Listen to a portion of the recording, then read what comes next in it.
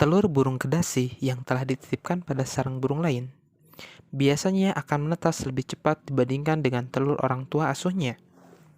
Ketika sudah menetas, anak burung kedasi ini akan mencoba mendorong keluar telur-telur milik orang tua asuhnya.